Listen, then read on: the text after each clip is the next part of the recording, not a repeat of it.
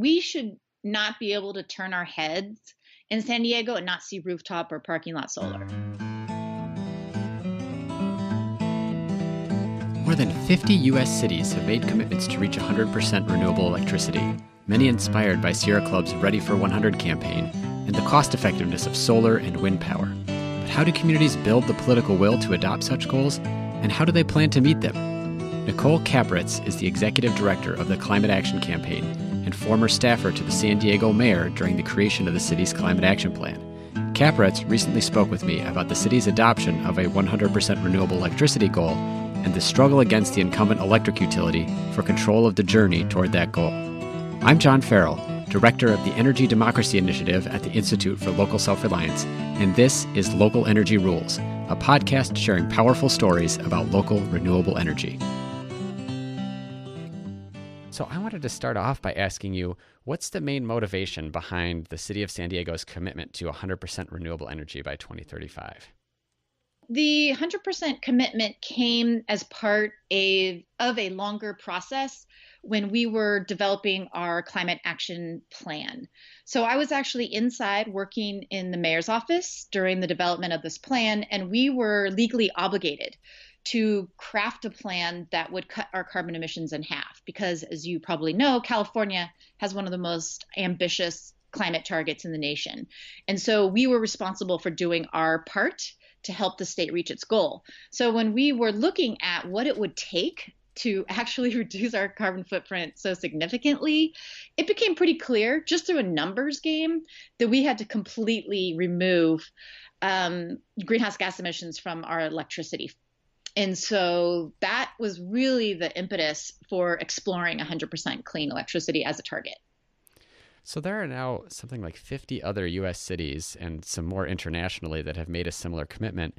But for many of them, it's not anything more so far than just a pledge.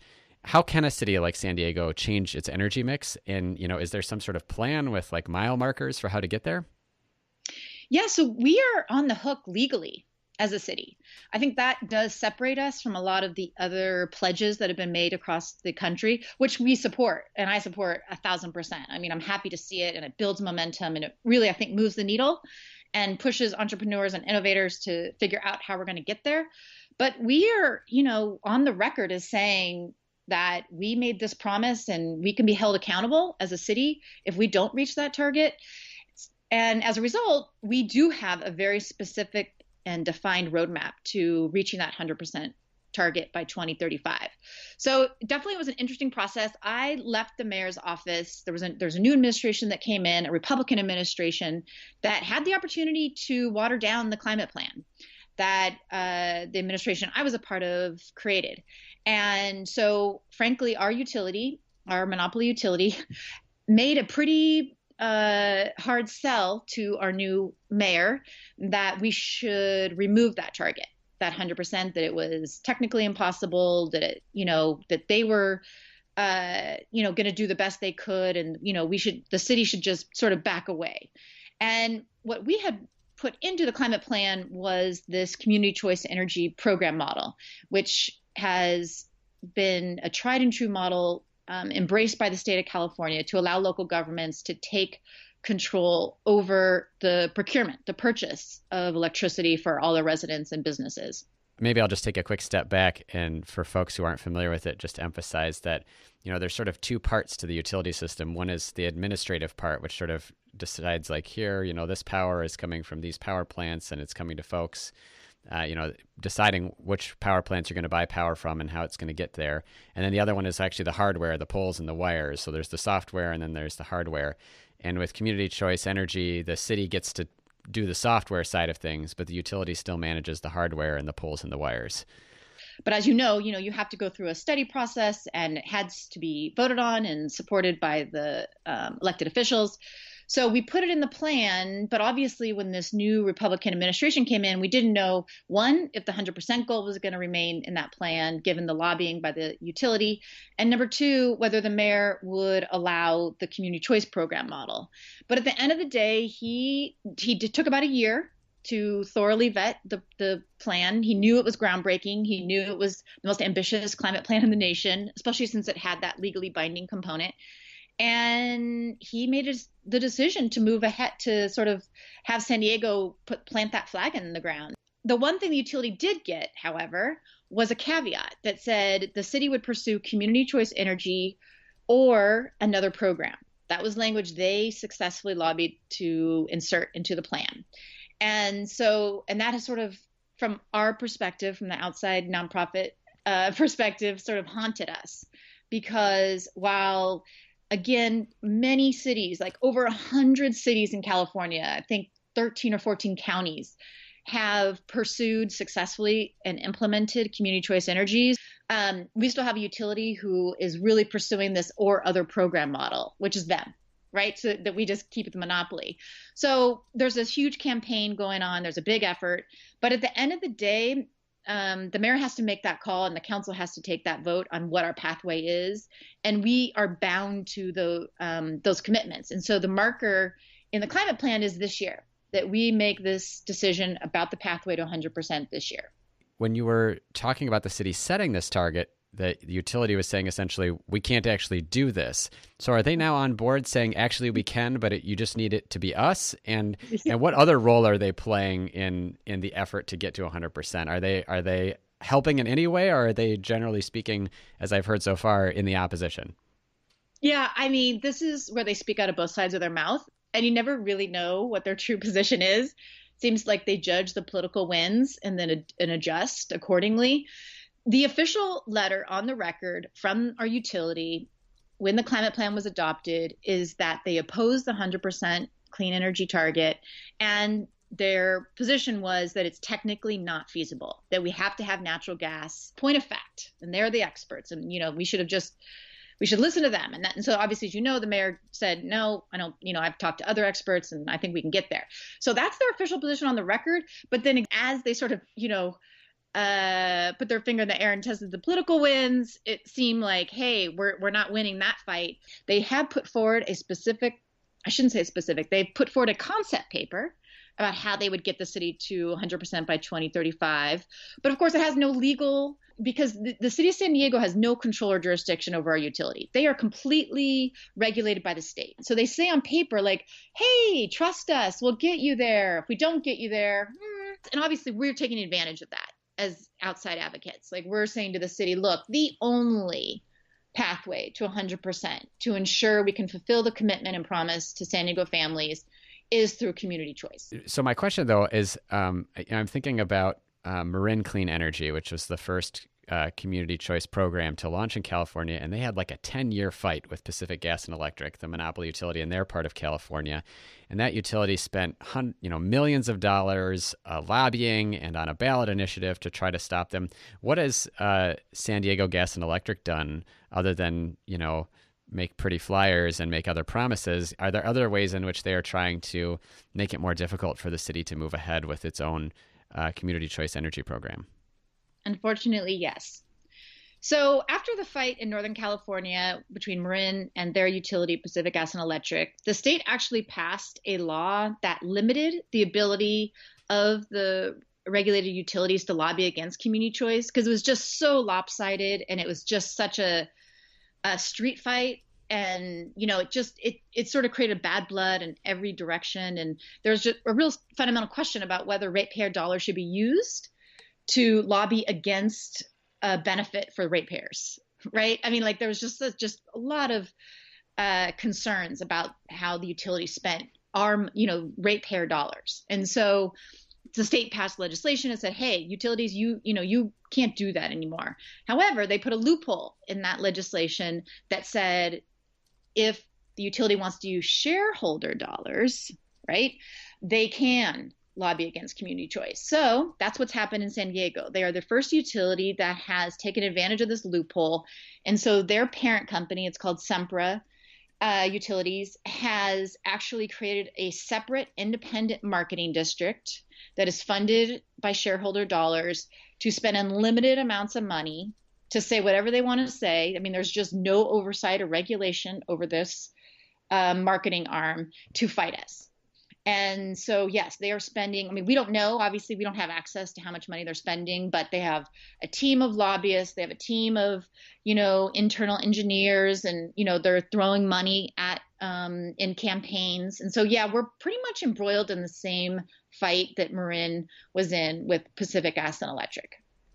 So just out of curiosity, if you pay an electric bill in San Diego, and let's just say it's $100, when that $100, when you write that check, or when it's withdrawn to pay the company, is it clear how much of that is for shareholders and how much for ratepayers, or does it all kind of come from the same place? I honestly don't know, but I have a guess it's some jumbled mess. Mm-hmm. And certainly, I mean, we as ratepayers, we don't really even understand the rate structure, right? Or how that is created. And of course, that's one of the reasons why we're so passionate about pursuing community choice, not just to reach the 100% clean energy target, but like, let's have a transparent public process so we can, not only have local accountability, but we can decide rates and have local residents participate in that process. Because San Diego was really far away from our regulatory agency, which is in San Francisco. Like that's an 8-hour car ride, so that we don't go up there. We don't have any voice or any role in how rates are set. And in fact, San Diego Gas and Electric, and this is sort of mind-boggling because we're a temperate climate with mostly sunny days, has the highest electricity rates in California, and some, I think, like top 5 electricity rates in the nation. That's crazy. But part of it is because this monopoly model, right? We don't participate in the rate hearings. We have no idea how they're calculating these rates. We know they're making a ton of money. Obviously, they're using some of that money now against us. Hey, thanks for listening to Local Energy Rules. If you've made it this far, you're obviously a fan, and we could use your help for just 2 minutes. As you've probably noticed, we don't have any corporate sponsors or ads for any of our podcasts. The reason is that our mission at ILSR is to reinvigorate democracy by decentralizing economic power. Instead, we rely on you, our listeners. Your donations not only underwrite this podcast, but also help us produce all of the research and resources that we make available on our website, and all of the technical assistance we provide to grassroots organizations. Every year, ILSR's small staff helps hundreds of communities challenge monopoly power directly and rebuild their local economies. So please take a minute and go to ilsr.org and click on the donate button. And if making a donation isn't something you can do, please consider helping us in other ways. You can help other folks find this podcast by telling them about it, or by giving it a review on iTunes, Stitcher, or wherever you get your podcasts. The more ratings from listeners like you, the more folks can find this podcast and ILSR's other podcasts, Community Broadband Bits, and Building Local Power. Thanks again for listening. Now, back to the program. Speaking of this process that you're going through, and obviously this is a struggle right now with the utility. What's the next step? Like the city has made this commitment. It's a legally binding one. It's also studied at this point. The feasibility of setting up a community choice energy program. What's the next step for the city in moving forward with this if it chooses to do so? Yeah. So like I mentioned earlier, the mayor has committed, and he said in a State of the City, like, we're going to have a vote this year, City Council, about which pathway to take, either stay with the monopoly or pursue community choice. So we are sort of at the tail end of the evaluation process in terms of fact gathering. The feasibility study was super positive in terms of offering lower rates to all customer classes and allowing the city in its collection of revenue to have millions of dollars to reinvest back into the community. There has to be a nexus with the funding that they're collecting. So it would be really, and then what other cities have done, they reinvest like to offer more credit back to rooftop solar owners, to offer incentives for electric vehicles, or for homeowners to upgrade their homes and buildings to be more energy efficient, right? Something brand new. And then, of course, the ability for families to actually have choice. Because again, another key design element of community choice program is that if people love their utility, right? If people think SDG&E is the cat's meow, you can stay with SDG&E. Like, that's okay. Like, it's a genuine choice. And I think people don't really, the utility doesn't like to mention that it's, people can choose to opt out. But what we've seen statewide is that people don't. Like, it's like, wait, it's lower cost and we we accelerate clean electricity, we create local jobs. We get to design what we want our energy future to look like. Like, we want microgrids, we want decentralized small scale power. We want to make sure that people in our community are hired to do these jobs. And so the city is doing the final business plan. So it'll be like, okay, this is exactly what this new program will look like, this nonprofit agency, how it would be designed, how to be set up, who are the decision makers, what exactly would be our portfolio of electricity that we're offering at what costs. That's the vote that should happen this year that would let everybody know this is the pathway we're choosing. So one thing that's sort of hard to get over an audio interview is a picture. So you're in San Diego, and I'm sure that if people take a minute and think in their mind's eye of what they think of when they think of Southern California, they're going to think of a lot of sunshine. Mm-hmm. And obviously, I would think that the city probably has an enormous solar resource in terms of how much of its energy could come from sunshine falling on rooftops and parking lots and stuff in the San Diego area. How much did that local solar resource play a role in this whole process of thinking about renewable energy and that pledge, and then also in terms of the city wanting to figure out how to capture more of that through community choice? We should not be able to turn our heads in San Diego and not see rooftop or parking lot solar. Bottom line, the way you kind of see if folks have been to Hawaii, like if you go to Honolulu, like you turn your head and you see rooftop solar everywhere, just because the value proposition has always been so strong there. They're sort of ahead of all of us because their power has been so expensive. But we should be the same way here in San Diego, and that's the vision that many of us have. Of course, the utility has kind of a competing vision, right? They sort of still prefer the large scale solar and the large transmission lines, sort of just like, regardless of whether it's clean electricity or natural gas electricity, that's centralized and shipped in. That's still that model they prefer. That's probably the model they make the most money off of. But from the community's perspective, like we want to be energy independent. We want to be energy resilient. Right? We want to be energy secure and safe, and that clearly the pathway for that is, and taking advantage of this natural sun resource that we have, is small scale, decentralized rooftop parking lot solar. The vision that you're describing, and having community solar, and really sort of flipping the script on our energy production and allowing consumers, right, to kind of be in control and in charge, which is just kind of a mind shift for folks. So it takes time in and of itself for people to believe that, but it is more.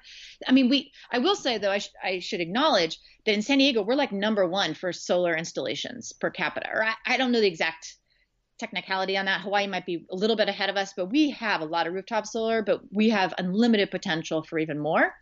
And so, yes, from the community's perspective, from the advocates' perspective, that's our vision. And we want to empower residents, right? So they're in control of what their energy future looks like. And that community choice model is the only way we really have an opportunity to make that vision a reality. This is a good way to segue into my last question, which is there are something like, 50 other cities in the United States that have made 100% pledges. And as you mentioned earlier, it doesn't necessarily have that same legally binding requirement that you have from the state of California. But what advice would you give either to activists, outside the city government, or to elected officials in those cities about how they can achieve their goal of 100% renewable? Yeah, so I've been doing this policy work around solar, both inside government and out, for a long time. So I was around when the state of California actually created the rooftop solar market through it was Governor Arnold Schwarzenegger, but he created the Million Solar Roof program that provided incentives and rebates to jumpstart the rooftop solar industry. So that was pivotal, I have to say.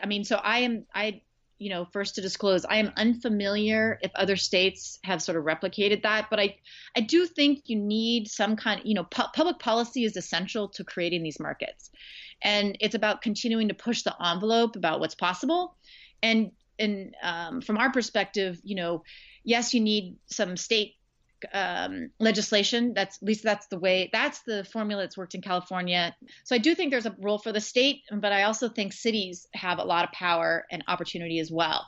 I know that, it's tricky with the utilities and, how they're regulated and what involvement there is with the state, but It's, we do community presentations all the time, and I'm pretty sure other advocates would find the campaign around clean energy is a winner, regardless. It's not as polarizing, and it seems to be embraced in a bipartisan way for the most part. And so, yeah, my organization's happy to talk through some ideas around that because, I think there's different